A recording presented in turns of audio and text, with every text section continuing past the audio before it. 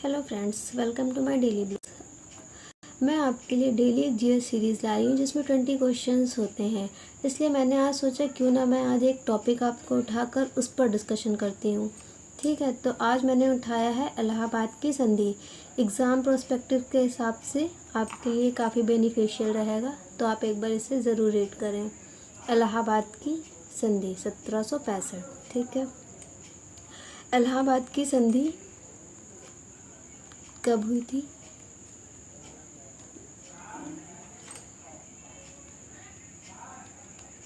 कब हुई?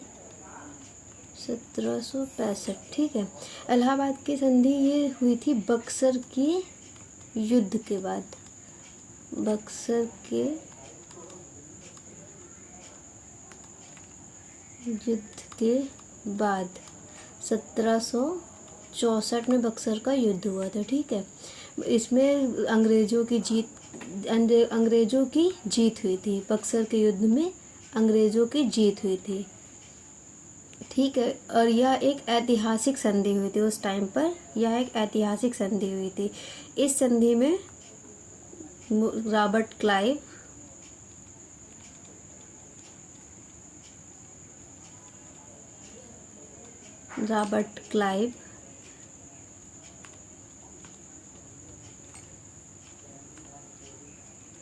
मुगल सम्राट शाह आलम द्वितीय और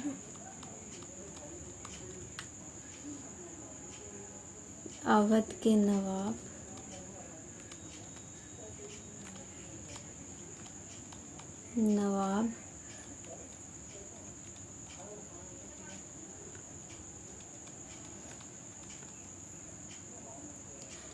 नवाब सुजाउद्दौला के बीच हस्ताक्षर हुए थे। ठीक है, इस संधि के तहत इन तीनों लोगों के बीच में हस्ताक्षर हुए थे, रॉबर्ट क्लाइव और मुगल सम्राट अवध के नवाब। ठीक है, वास्तव में जो संधि हुई थी इलाहाबाद की संधि के नाम से इसे जाना जाता है, तो यह हुई दो संधियां हुई थी। ठीक है, इलाहाबाद की संधि दो मतलब की हुई थी। तो प्रथम जो संधि थी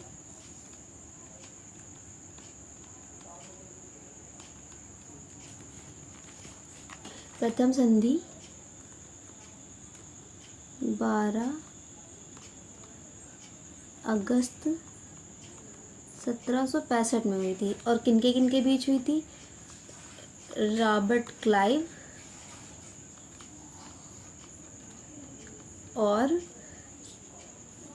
मुगल सम्राट शाह आलम द्वितीय। ठीक है, तो मैं यहाँ पर शाह आलम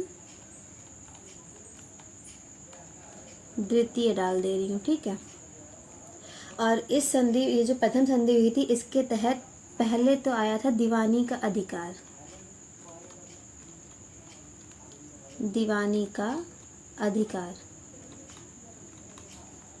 ठीक है, इसके तहत जो वो मुगल सम्राट थे, ईस्ट इंडिया कंपनी को उन्होंने बंगाल, बिहार, उड़ीसा की दीवानी सौंप दी थी।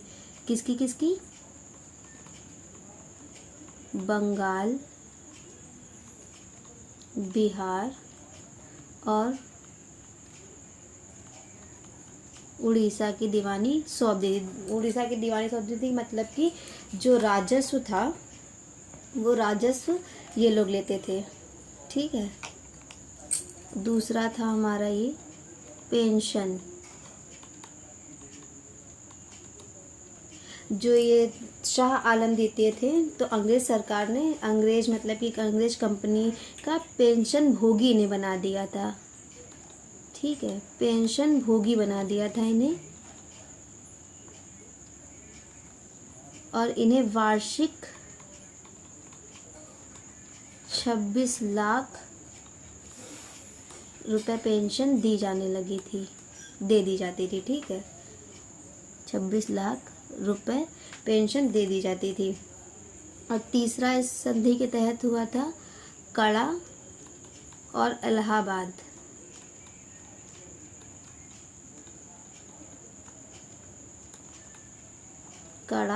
इलाहाबाद।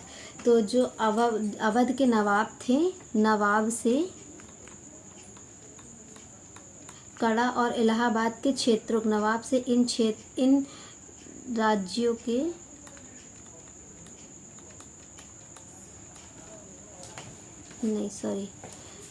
नवाब से कड़ा और इलाहाबाद के क्षेत्रों को छीनकर सम्राट को दे दिया गया था। नवाब से छीनकर सम्राट को दे दिया गया था, दिया गया। ठीक है। अब इसी के 4 दिन बाद, जैसे कि ये संधि हुई थी हमारी, ये हमारी हुई थी 12 अगस्त 1765 में, और जो द्वितीय संधि हुई थी हमारी, द्वितीय संधि 16 अगस्त 1765 में।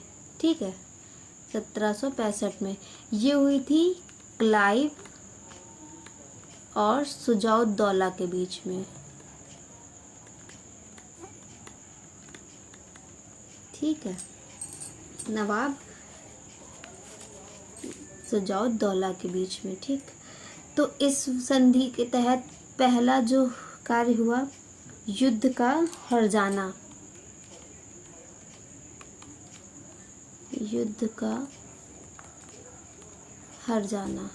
ठीक है, नवाब को अंग्रेजों को युद्ध की क्षतिपूर्ति के लिए 50 लाख रुपए देने पड़े। युद्ध की क्षतिपूर्ति के लिए 50 लाख जुर्माने के रूप में देने पड़े।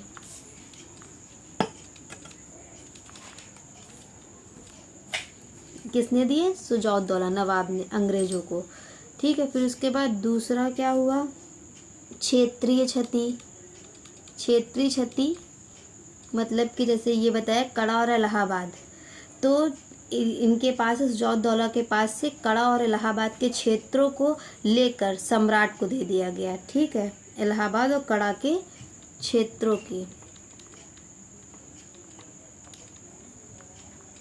इलाहाबाद और कड़ा, इन क्षेत्रों की मतलब की क्षति हुई, ये क्षेत्र इनके हाथ से निकल गए। फिर ये तीसरा आया सैन्य सहायता।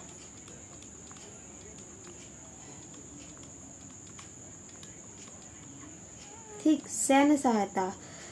अंग्रेजों ने अवध की सुरक्षा की जिम्मेदारी ली और बदले में अंग्रेजी सेना का खर्च नवाब को उठाना था। ठीक है,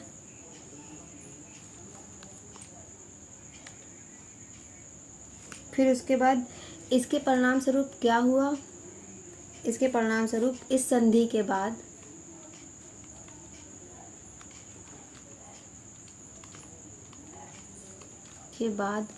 अंग्रेजों ने दैध शासन का शुरुआत करी। मतलब कि क्लाइव ने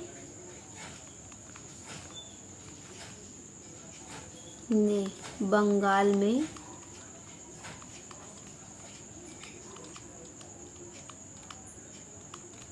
दैध शासन की शुरुआत की। ठीक है, दैध शासन लागू कर दिया और फिर उसके बाद कर वसूली का अधिकार अंग्रेजों और शासन का उत्तरदायित्व नवाब के पास था। मतलब कि जो कर वसूला जाता था, कर वसूलने के लिए अंग्रेजों को रखा गया था, अंग्रेजों को, और जो प्रशासनिक उत्तरदायित्व, मतलब कि जो प्रशासनिक कार्य थे,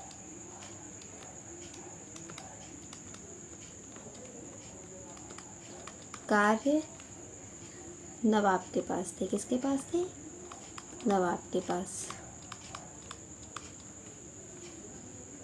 ठीक है, दैध शासन मतलब कि डुअल बोलते हैं, जैसे कि डुअल शासन। ठीक है, फिर उसके संधि के बाद ये पहले तो दैध शासन का शुरुआत हुई, उसके बाद ब्रिटिश सत्ता की नींव रखी गई।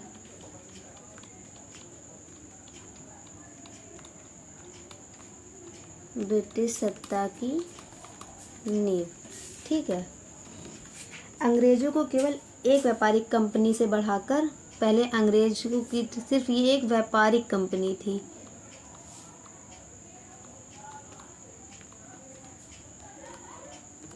व्यापारिक कंपनी थी, तो इसको इससे बढ़ाकर अपग्रेड करके एक प्रमुख प्रशासनिक और राजनीतिक शक्ति बना दिया गया था। बाद में ये प्रमुख प्रशासनिक